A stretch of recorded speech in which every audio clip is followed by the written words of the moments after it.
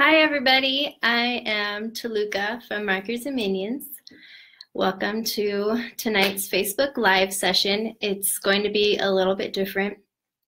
I'm not planning anything. It's not a general Q&A. We have a specific topic that I'd like to talk about. Before we begin, I just want to welcome all our new members. I approved about 100 this week, so welcome. Be sure to read those rules. If you're already a member and you haven't read over the group rules, give those a read.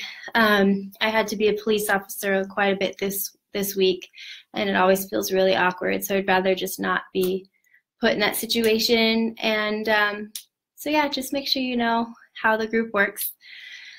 Let's see.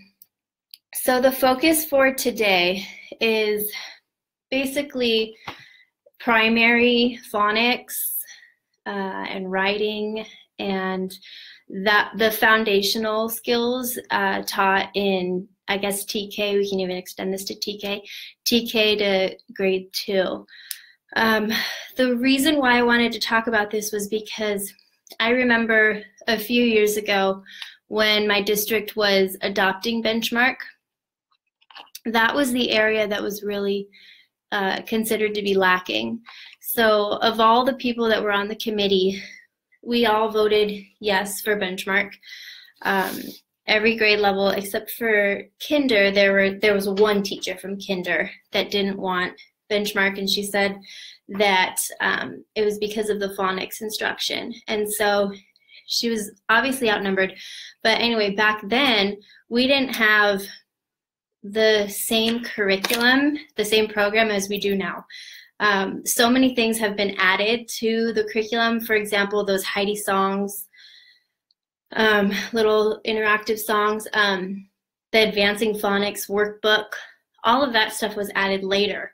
So I guess back then it was like a little bit more bare bones, and so I've always kind of been interested to see if the additions have made it a little bit easier or if there were still concerns. And it seems that there are still a lot of struggles in K-2 around these topics.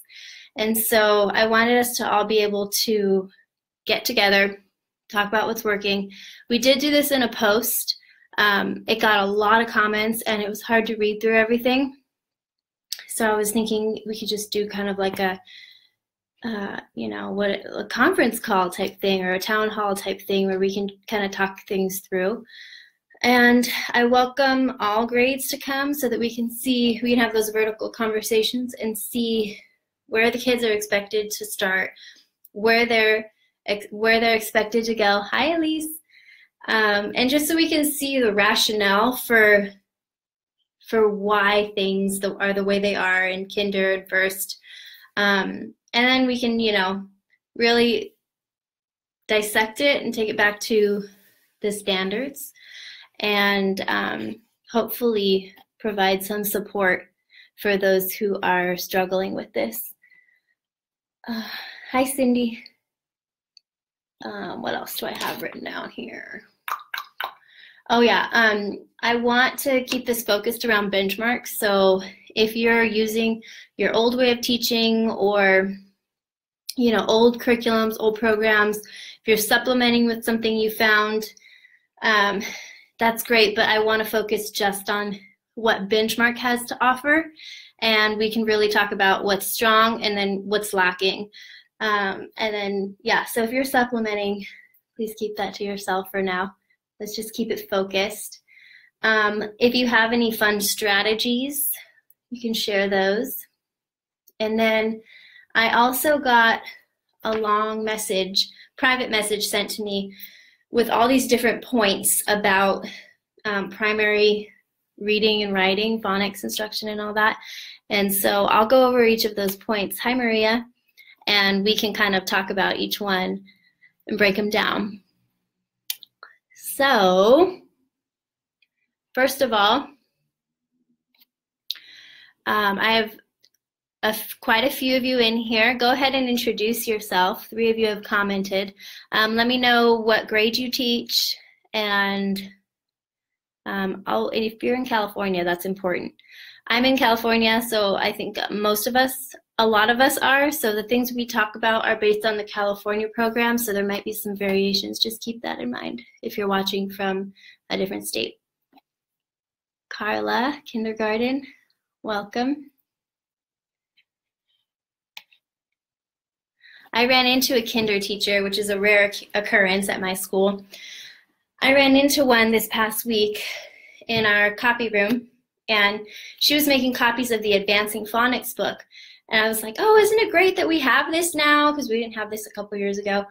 And she said, oh, yeah, I love this book, and this is pretty much all we're using. And I was like, why? And then I talked to her about writing, because I'm really interested in the writing right now, because I've kind of made that my goal to get better at writing, and I'm making these booklets and all that to help with that. And so I asked her about the writing. She's like, oh, no, we're just using Step Up, which is our district's formal writing curriculum. And I said, are you having the kids write to sources at all? And she said, no. And I thought, man, it would be so much easier once the kids get in 3rd grade to teach writing to sources if they had that exposure in kinder. I know you're still working on, you know, capitalizing the word I and holding a pencil and things like that. But even like just talking about a text and maybe drawing a picture about it or responding some kind of way like that, which is probably happening. But I thought like it'd be interesting to get everyone to talk and see, you know, the progression and what should really be focused on in order to ensure success with this program later down the line. I'm like a little bit more nervous tonight for some reason, I think because I'm not used to talking to K-1 teachers. Okay, let's see. Hi, Dana, 1st grade. Tina, I know you. Hi, Linda. Jennifer, 2nd grade, awesome. Maria. Amy, 1-2 combo, oh boy. So Heather is teaching in Kentucky, 2nd grade, and she's interested in hearing on how people are using the program as we try to jump in mid-year. That's tough. What unit are you starting with, Heather? Kathy from Kansas, cool.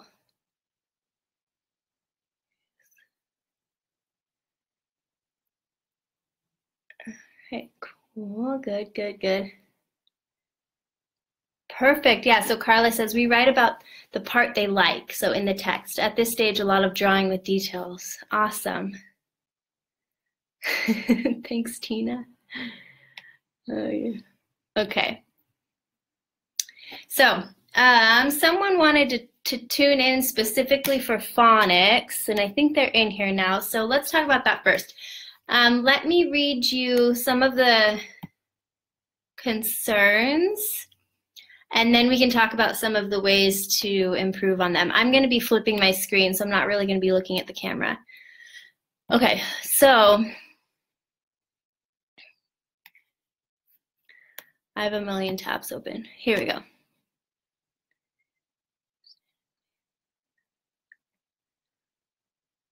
Okay, so in this message that I got,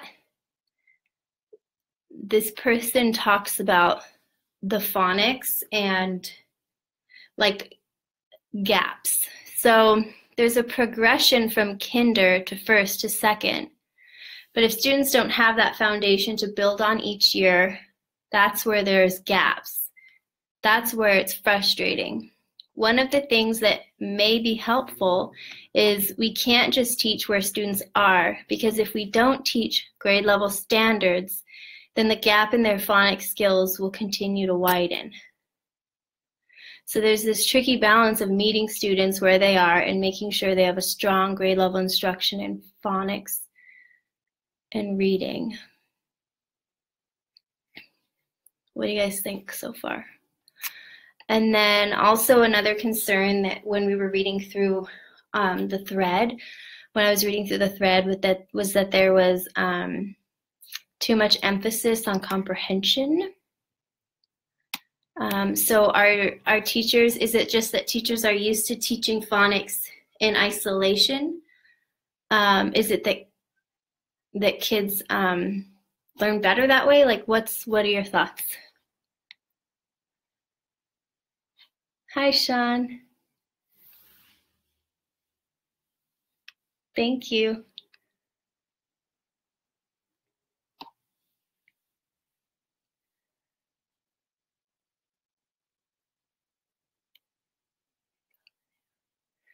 So Elise says when they come, Elise teaches upper with me. When they come and they don't have that foundation, that makes it so hard to try to catch them up while still moving on with those who have it. I have so many levels.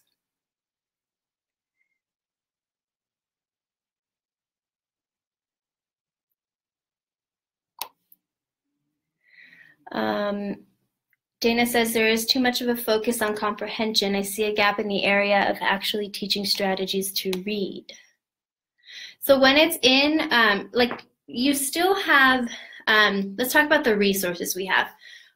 In primary, and this is just from me looking online, we've got the cards, the sound spelling cards with the back and the routine. So you're still doing the segmenting, the blending and all that.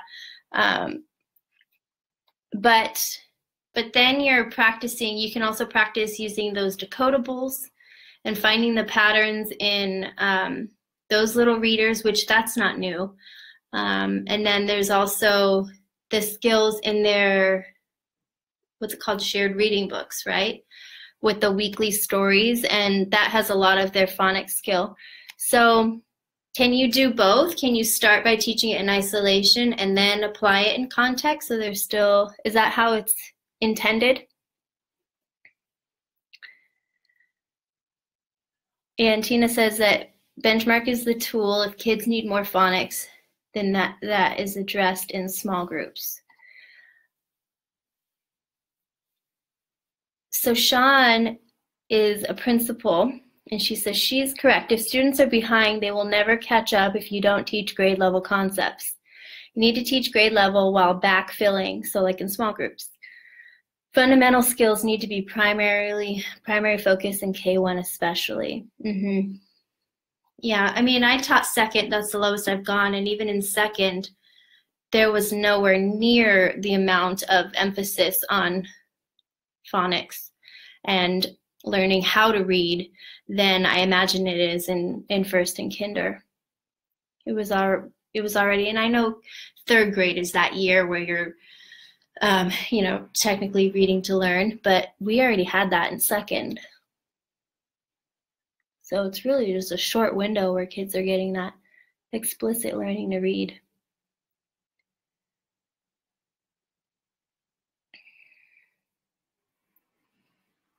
So Carla says there's almost too much. I saw that a lot too. The issues with the progression and the amount of what the kids need to learn. And I think that that's more of a standards issue, right? Because the program is meant to match the standards. So if you take a look at the grade level standards, they're just getting what is expected.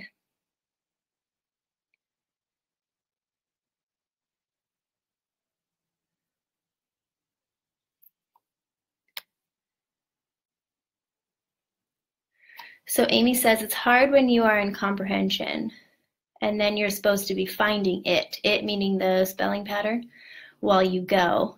It skips around. I feel like there's not enough practice to see if they know it.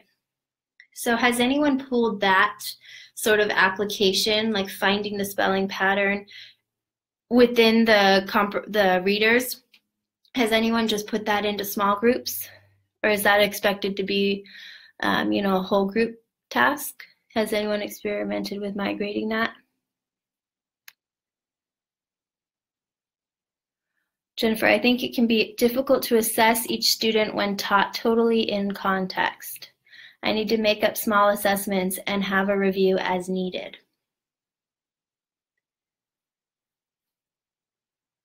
There's spelling tests too, right, in isolation. I know there's some like in third grade. I don't do them, but there are tests, right?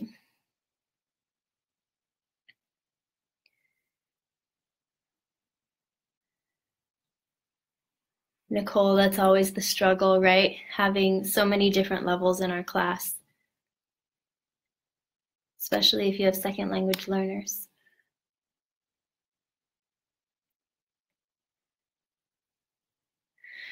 Kathy, I noticed that too. The phonics lessons come at the end of the lessons. Our district has asked us to teach in the order of the lessons. Why? Why do you have to teach in this? Why do they want you to teach in the specific order? And there's so much to cover that it's hard to fit this in. I think that, yeah, whatever, like for me, when I'm looking at the order of all the lessons in one day or in 1 week, I'm going to take what my kids need most. And I've seen how in primary that phonics lesson is always last. And so, but that's like kind of the focus in primary. So why not bring that in first? I've kind of changed that in my class too, because I'm still teaching, you know, the spelling and grammar for the week. But I do that Mondays so that they can practice in their small groups. So I move things around. Thank you, Lynn. These were a Christmas gift. We got them done yesterday.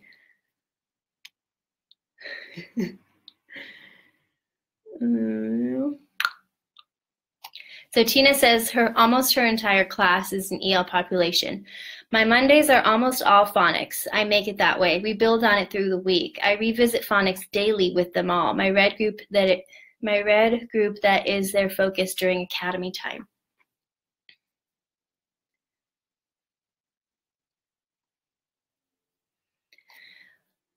Linda says, that's basically what I do. The tough part is the management of figuring out what phonics skills are missing and then backfilling to help catch them up. Yeah. Is there sort of like a screener or something that comes in the assessment component of the program where you can kind of assess different skills? I think I've seen that in the assessment handbook. I don't know if that's the name for it, but it has the skills broken down and you can assess those. But yeah, that takes a long time. But that would help to see what's missing.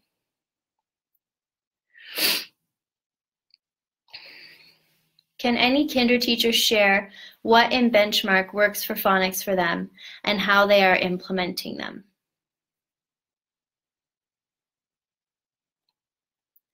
My students love picture sorts when working on sounds.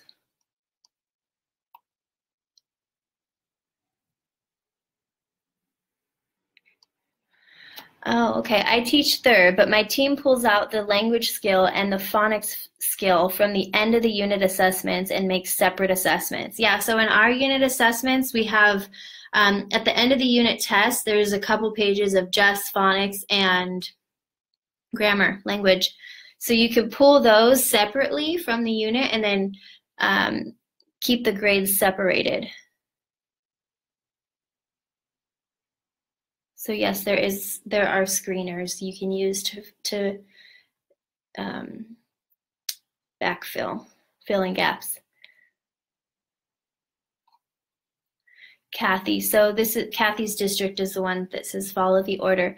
Since it's our first year with benchmark, they've asked us to teach as presented. I think we'll revisit this and see if we should continue it next year. Is anyone else jumping around within the lesson to teach it first? So any other primary teachers starting with phonics, or maybe even moving that phonics lesson out of your ELA block and bringing it into like your morning work or something like that? When I taught third in a very high EL population, I had all ELs, and I taught spelling in our ELA block, but then also in our morning routine and in small groups. So is anyone moving it around?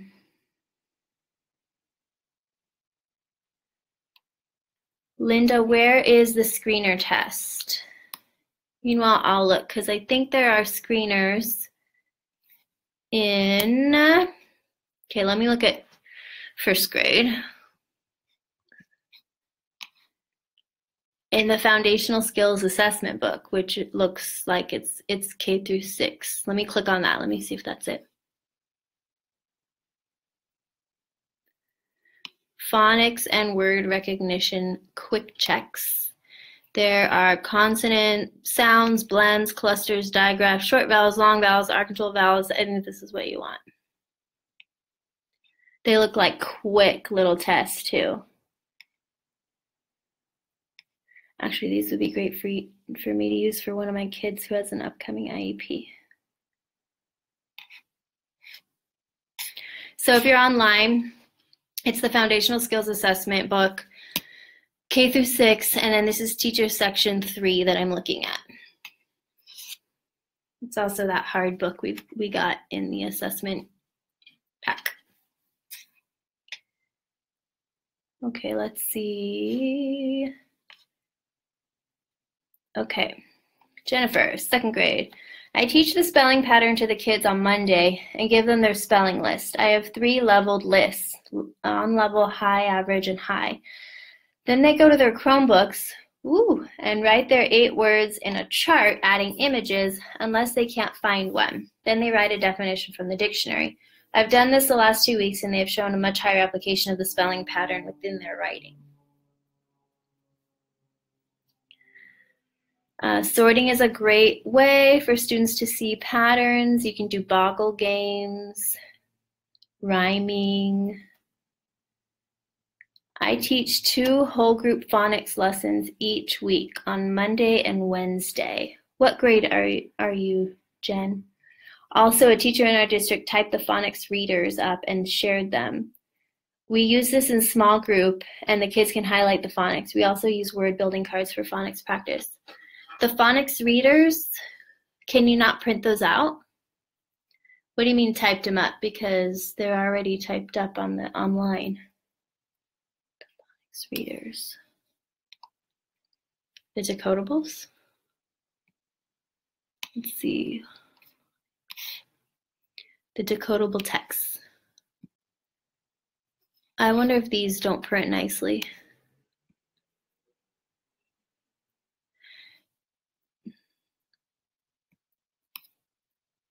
When you question these decodable texts that I'm seeing online, when you got the curriculum, were these like hard books? Can you not give a copy to each student to highlight? Like, for example, I'm looking at short O in A Big Job right now.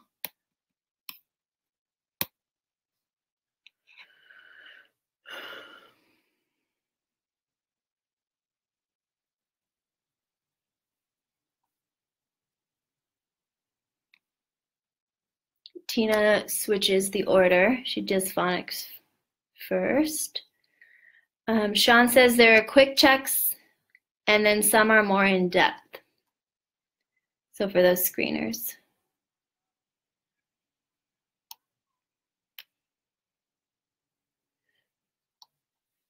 Jennifer says, then I have the kids highlight the spelling pattern words from the previous week the next week. That's what my partner does too. She's kind of like a week behind with spelling, so it's more review for them. I teach it on Mondays so that they can practice throughout the week. I also assign all the online spelling games to my students each week so that they can play them during our rotations. So that's, for anyone who doesn't know, there's, I think, are you talking about the pocket chart thing? There's games on here, and you can assign them. Oh, here we go, interactive learning games. And that's under your phonics/word study tools.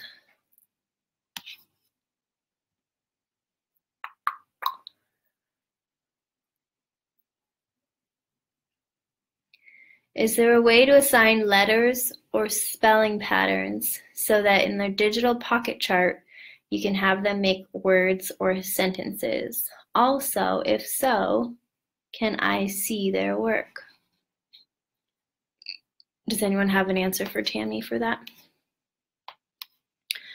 I think there are going to be improvements. I heard that there will be some changes to the pocket chart to improve upon it. I'm not really sure what they're going to be doing, but I think that's coming.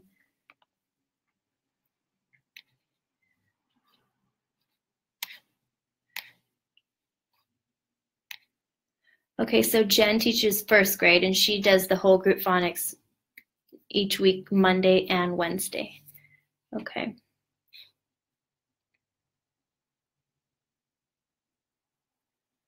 Oh, okay. She says her decodables are all on one page. So as opposed to printing off workbooks.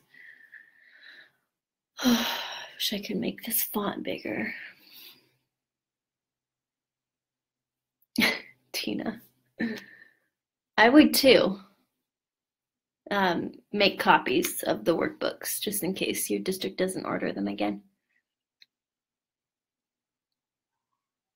Okay, Nina, 3rd grade. Monday, we blend words in the same style as open court, and the workbook with the syllables. Then Tuesday, I review the spelling pattern and do the other workbook page.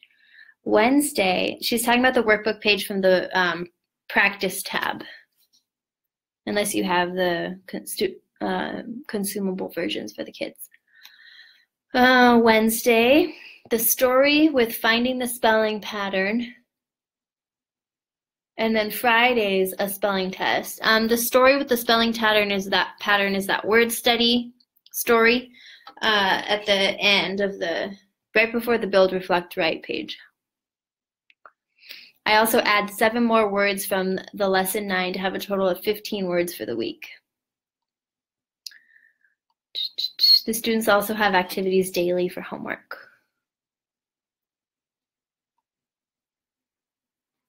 Mary, we have the decodable text in tiny books, and we can give a copy to each student. They're on newsprint type paper.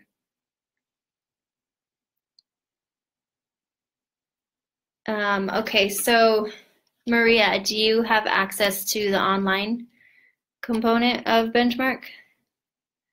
So if you only got, a set of 7, you can go online and open up each decodable and ideally print, although printing from the website gets kind of weird sometimes. Let me see what happens when I click print. Okay, so it allows me to save it as a PDF, but it doesn't look like it takes up the whole page. So better than nothing. Elise, what online spelling games? I don't know about if there's for 3rd grade for us. Let's see if there's spelling games. First, they're called the interactive learning games. Let me go to 2nd.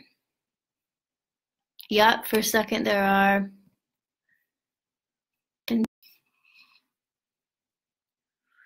But you could go to 2nd grade. Like, let me see, 2nd grade interactive learning games, closed and open syllables. We definitely talked about those. There's long A, short vowels, blends, and digraphs. Yeah, and that's just in Unit 1. So you can assign those. I add 6 words each week. 3 of them are high-frequency words that follow the pattern, and the other 3 are words I see many students missing when they're writing. They have a total of 14 words and then 3 bonus words for extra credit. Those 3 are always challenge words.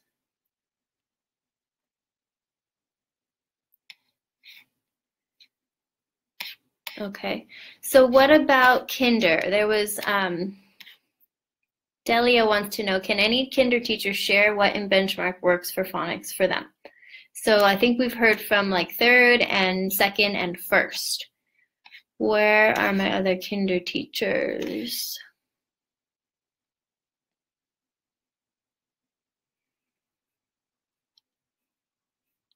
Let's see.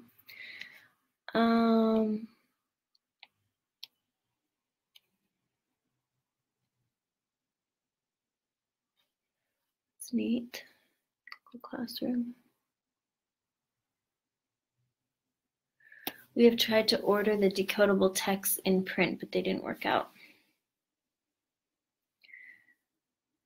Carla says, I'm here, I'm struggling because she's got a TK Kinder split. So are you using Ready to Advance? My district doesn't have that. I don't know if it existed when we purchased. Chris says, in the files of this Facebook group, there are fluency homework pages of the decodable books for first and second. And I think that she added the word count.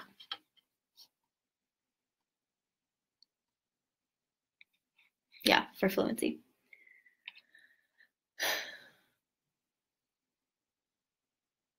Okay, let's go back to that message that I got.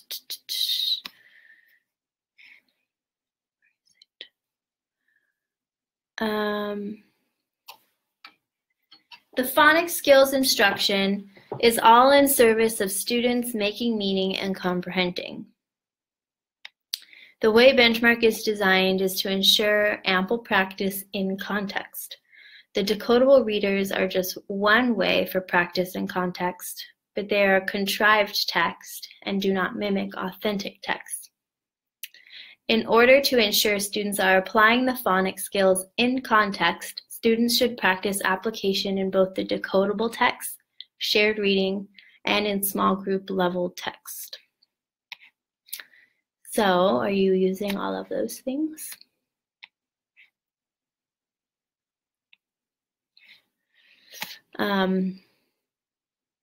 Let's see. It says K-1 teachers are used to teaching phonics in a more isolated / worksheet type of way, and some are used to doing words their way, a manipulative type of phonics teaching. Benchmark's approach is very different from the isolated approach. Within one phonics lesson, there are so many components.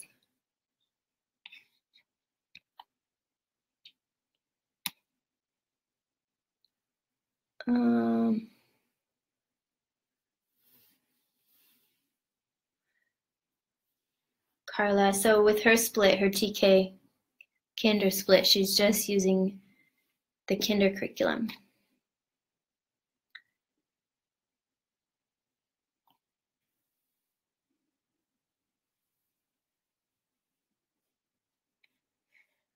Let's see. Tina, Tuluka, if we have the decodable text, are we allowed to share them? I think, I don't, you know, that's where it gets kind of iffy because I don't know if like that might be something that districts purchase separately.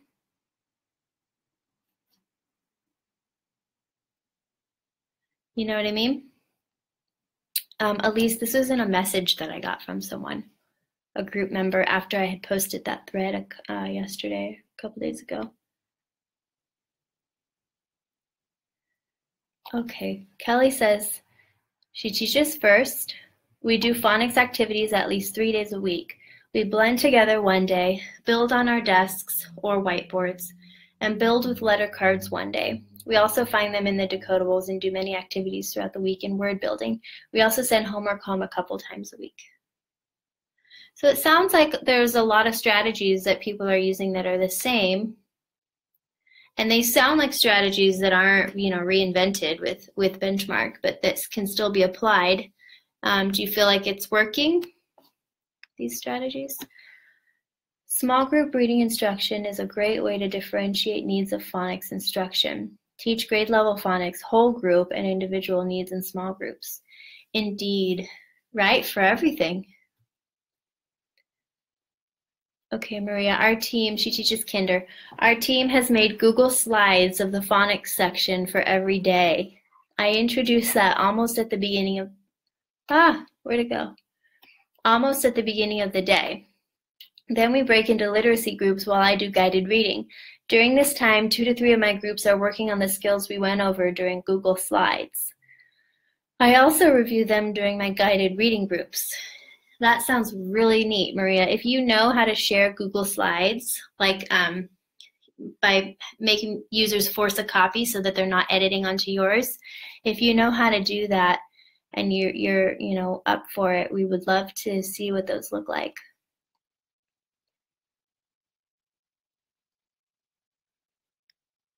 My TA works with the TK during academy time to backfill.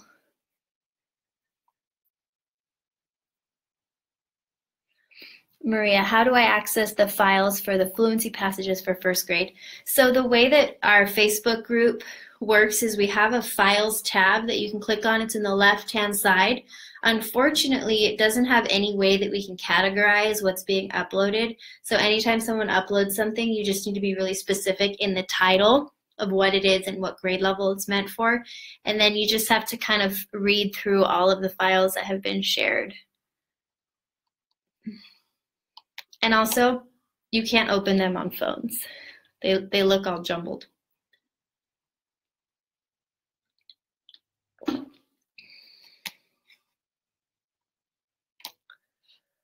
All right. So what about, can we move on to writing? Do we feel like we have new things that we can try? We can keep talking about phonics if we need to.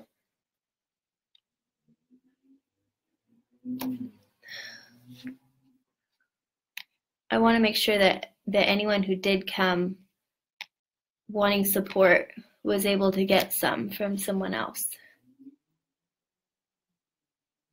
especially my kinder teachers. So to recap, we've got resources for teaching phonics would be the sound spelling cards, the Advancing Phonics book, which I think we all have because, like I said, we didn't have it a few years ago and now we do, and I don't think we paid anything extra for that. There's always the spelling and language and vocabulary consumable texts. Those are also on the practice tab if your district didn't purchase those. You've got those interactive games online that you can assign to your kids under the Phonics Word Study Tools. You've got the pocket chart. You've got the, and I don't know how to say this word, freeze cards. You've got your letter cards, your high frequency word cards, and decodable text. Now in second grade, the decodable text, I think maybe this is what you guys were talking about. In second grade is when it switches over to all of the decodable text on one page. So if you're looking at online, they're all together, all the different stories. And then if you filter to like K or 1, the decodable texts are different books, and I think those come in sets of 7. So those are not all on one page. 1, 2, 3, 4, 5, 6. Looks like you've got 6 decodables for Unit 1, first grade, plus a lap book and work mats and picture word cards. That's what I've got on mine. Oh, and Heidi songs. So that's a lot, right?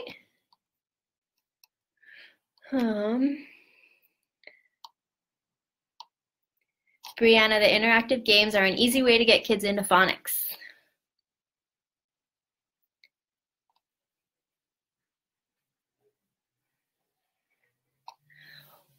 Tara says we've had trouble with the interactive games. They aren't working with the computer mouse. Linda says they call them decodable passages in second grade.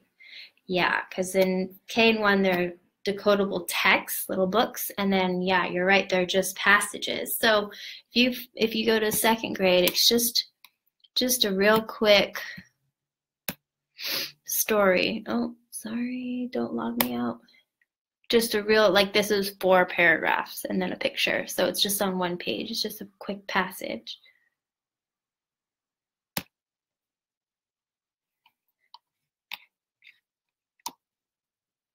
All right, guys, so writing.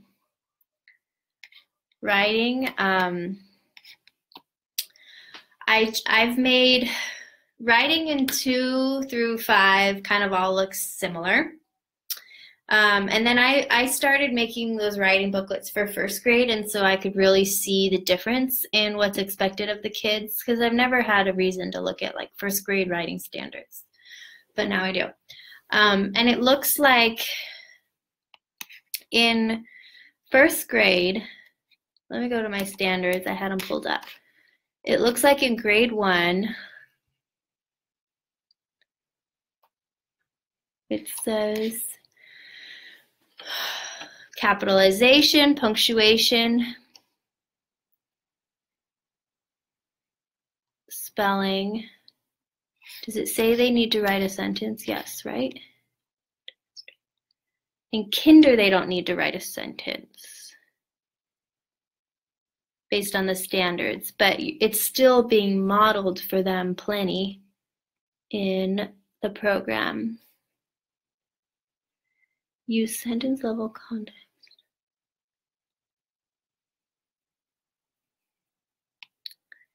Okay, so a lot of the prompts in Benchmark for first grade, there's a different writing prompt every day.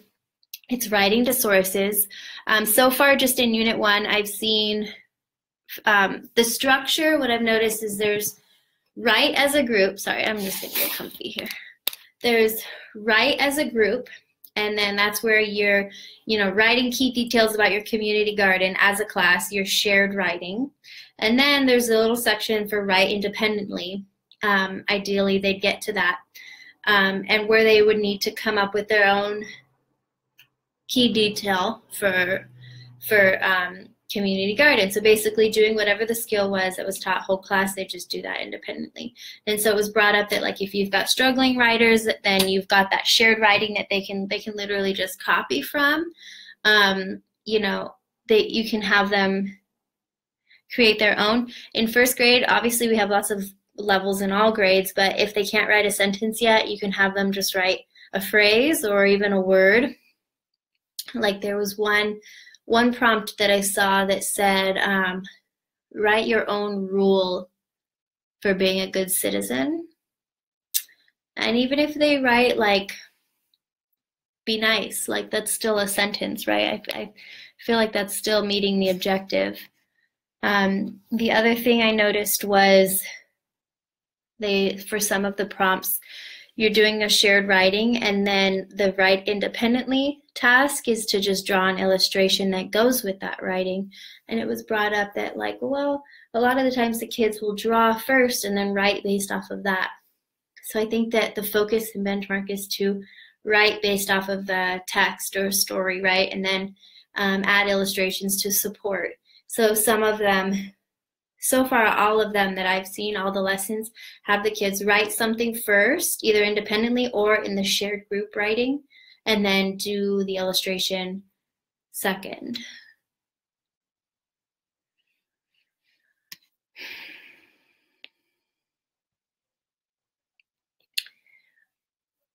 Nicole, no. Not that I know of.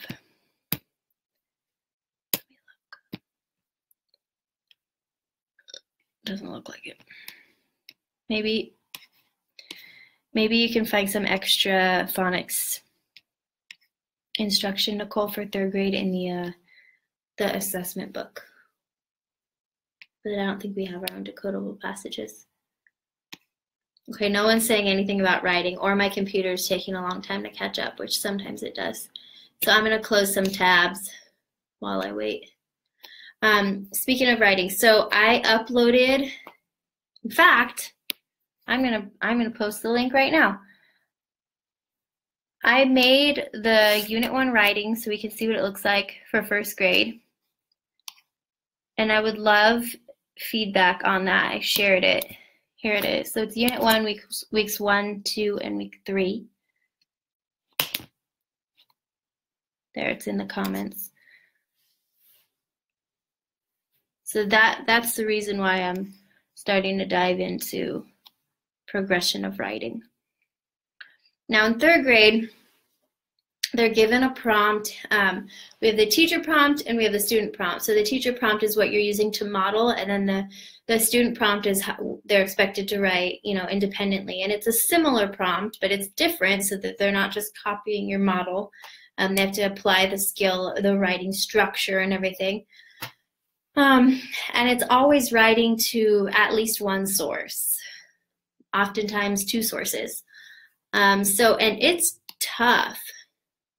So I always think, like I was thinking, if they start that skill, being able to respond or write to a source when they're little, it won't be such a shock when they get older in third grade. Yeah, and Elise mentioned this earlier. We're finding that we need to do the writing the way that Benchmark laid it out and still have one other writing focus that we build on for a month or two.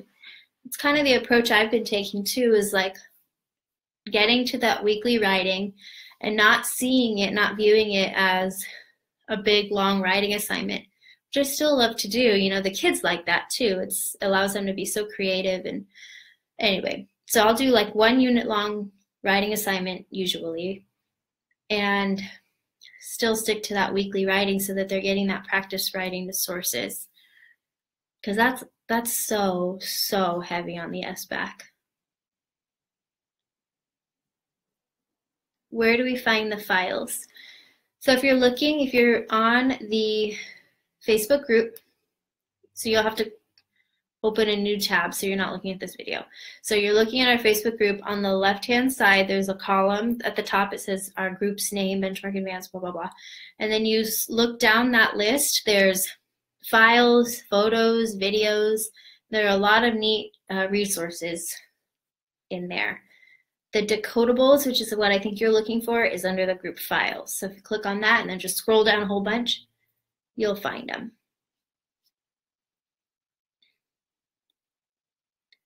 Are any kinder and first grade teachers in here doing the writing?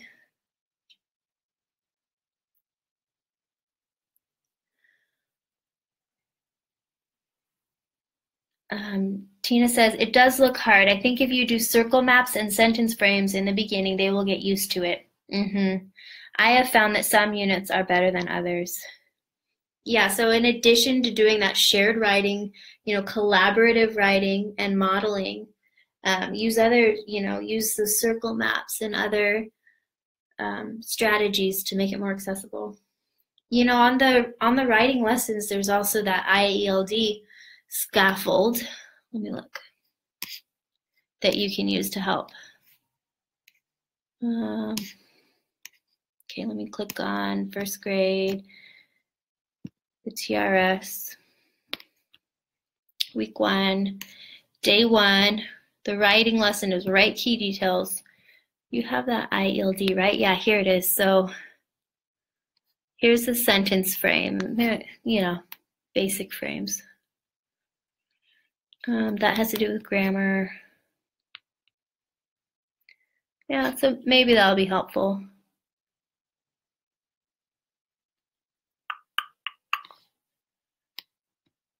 Okay, let's see. Tara, I'm a first grade teacher and I really love this for Unit 1. Yay, thank you. Kelly, that looks really good. It makes it manageable. I've been trying to do some writing a few times a week. I use a lot of sentence starters. I do this in the shared writing books too. So there's shared reading books that I know of. What are the shared writing books? Let's see. There's the process writing handbook. That's different.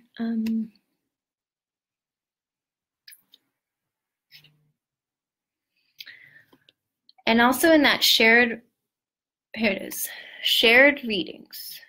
My shared readings, and then you have the big books.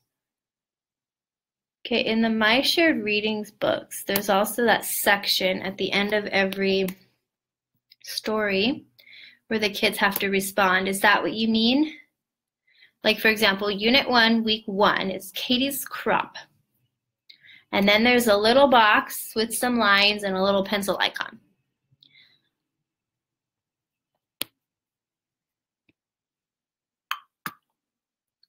So would you use that? That would go with your close reading lesson, right? So that would go with, let's see, Week 1. It's my TRS. I know I have like 50 TRSs open. Where is it?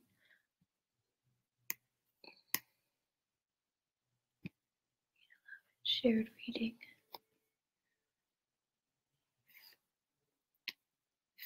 answer questions, listen and retell. So would that go with your close reading task? They respond to their close reading task there. Like day 2 would be ask and answer questions for clarification. Identify reasons that support key points. There's cause effect. Let me see here. Shared reading. It's just we do lots of writing in it too with our close reads.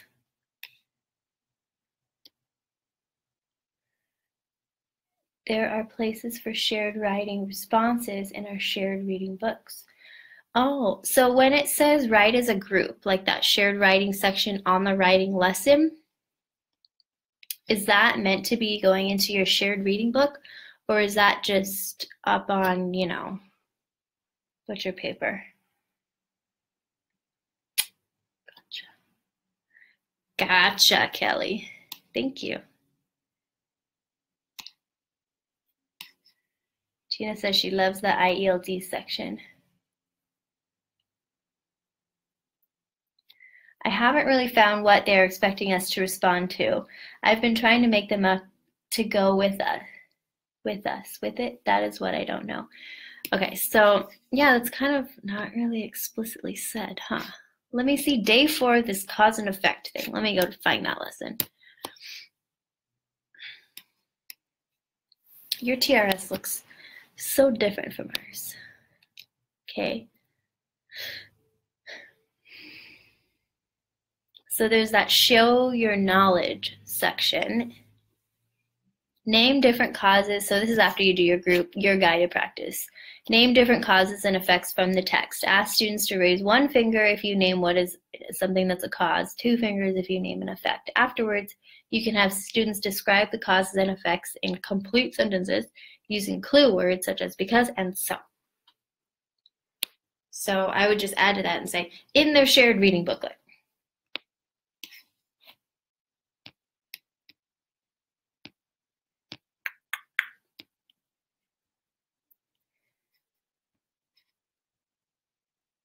Bye, Carla. My hubby is an ER nurse on night shift and I need to get dinner for him.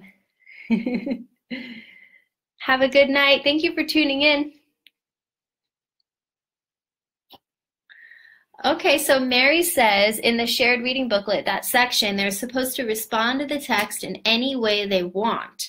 I've been told not to give them a starter for this.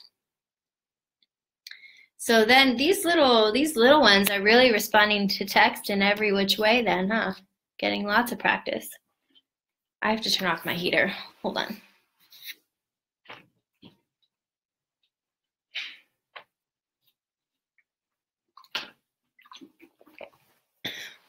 Okay. But I think the response is to go with the shared reading and not the mentor text. Mentor text meaning not big book, right?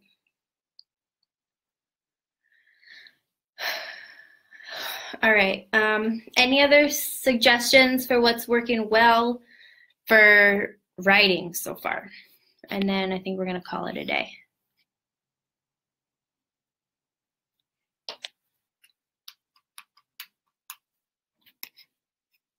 Has anyone done the writing from day 1 to day 5?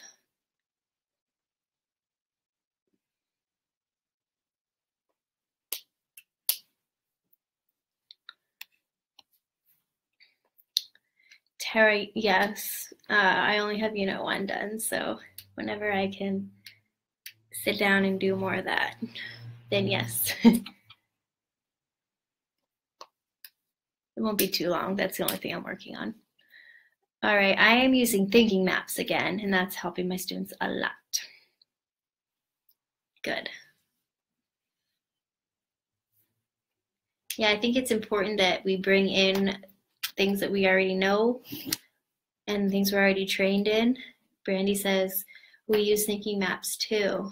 Good, yeah, and use that to kind of bridge the gap between, you know, benchmark and then whatever else you were used to. Bring in some things that you're trained in to make it yours. make it more doable.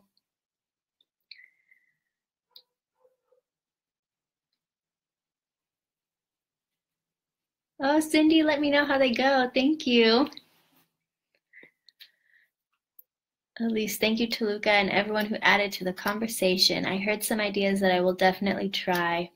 I appreciate this group and all the support. I'm really understanding benchmark much, in all caps, much better, and I am able to help others at my school. Yay! That makes me happy. I'm sure it makes all of us happy. So Mary's using the writing process book. Process writing handbook, said that. And she's saying it's taking longer than expected. So process writing, is that more genre writing? Let's look at unit 2, what this looks like. So yeah, write opinion text, state an opinion. So this is, and then write opinion text, give reasons. Draft, excuse me, revise and edit. So, and they're still writing to a source, it looks like. So this in unit 2, it's writing to the gingerbread man. So I guess it just breaks it down differently in the process writing handbook. So that's available in 1st grade, and then kinder. 1 second.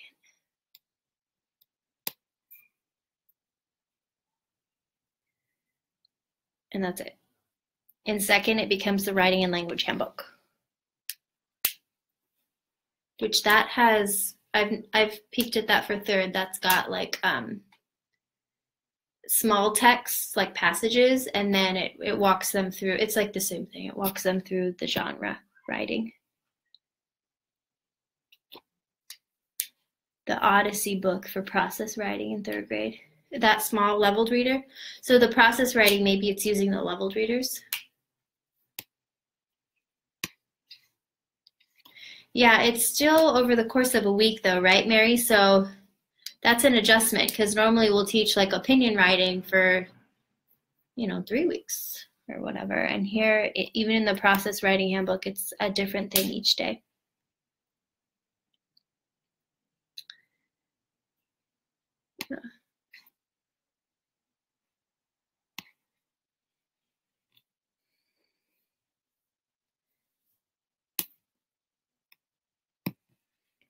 Let's see.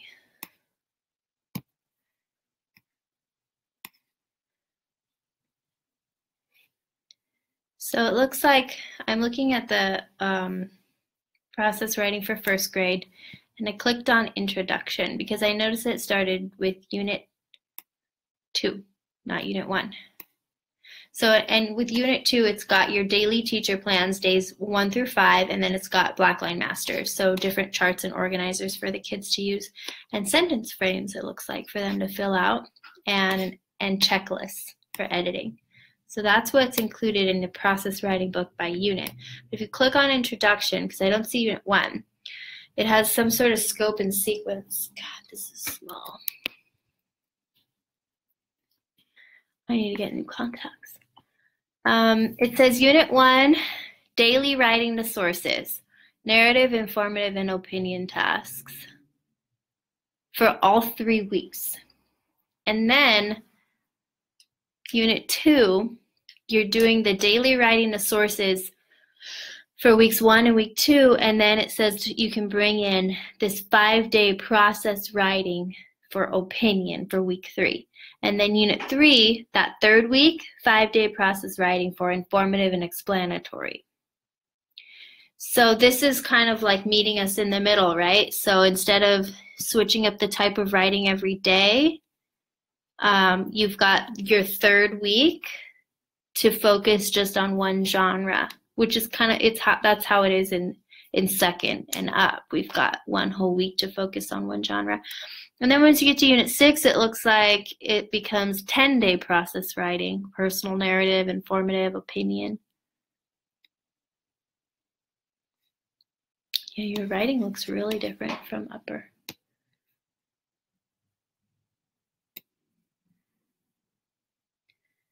Callie, Toluca, thanks for your time with the primary grades. It's very different for us for sure, and love that you're taking time to get us littles. Can't wait to see your writing pamphlets. Thanks. They will be a great supplement. I also do some writing that takes us longer. We just finished a big writing project going along with snowmen at night. Oh, cute. We did the whole writing process and really integrated what we were focusing on, such as adding a lot of adjectives, writing main events and supporting details, and writing our story in third-person narrative. All things we also worked on in Benchmark. That sounds awesome. And they're still writing to a source. That sounds like a really cool idea. Okay, guys. I'm reaching that 1 hour point where I start to get hungry. And I gotta call my husband and tell him he can come home. So I hope this helped you all, and I'm hoping that this provided a little bit of support, and not just support, but some validation for the primary grades, that teachers that are part of this group, because I know a lot of our conversations in the group can be focused mainly on upper. So thanks for tuning in and letting us see how it's working for you, and how we can see the progression and see where our little ones were just a few years ago. All right. Thanks, everybody. I'll see you next week. I hope you have a good week. Bye.